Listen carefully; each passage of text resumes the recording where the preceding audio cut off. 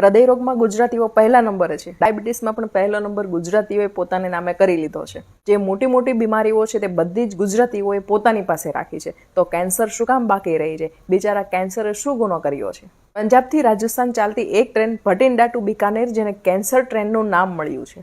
અમદાવાદથી મુંબઈ વચ્ચે પણ બુલેટ ટ્રેન શરૂ થવાની છે. જો ગુજરાત સમયસર નહીં જાગે અને આવનારા 5 વર્ષમાં જો સંપૂર્ણપણે પ્રાકૃતિક ખેતી તરફ નહીં વળે તો બુલેટ ટ્રેનમાં આપણે કેન્સરના દર્દીઓને સારવાર માટે મોકલતા હોઈશું. અને આ ટ્રેનનું હુલામણું નામ પણ કેન્સર ટ્રેન કહેવાશે.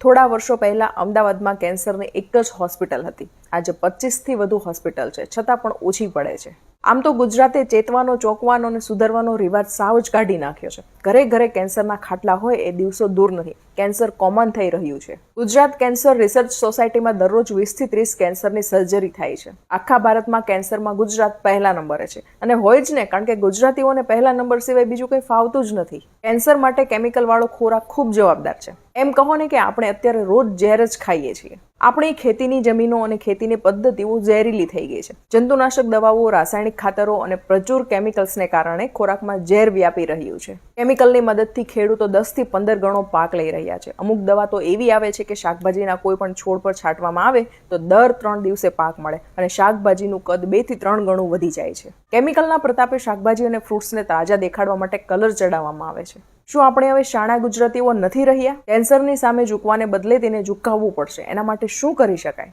પહેલું કે ગુજરાતમાં માંડ 5% જમીનમાં પ્રાકૃતિક ખેતી થતી હશે.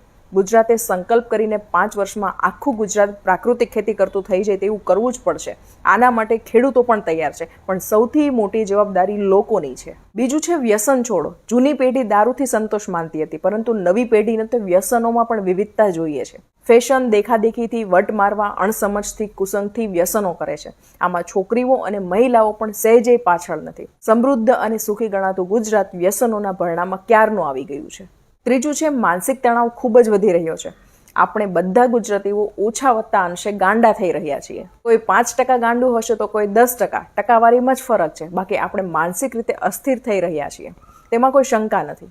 આખો સમાજ મેન્ટલ હોસ્પિટલ બની રહ્યો છે. સંપૂર્ણ સ્વસ્થ વ્યક્તિ દિવસે દીવો લઈને શોધવા જઈએ તો પણ મળે કે નહીં તેવી સ્થિતિ છે.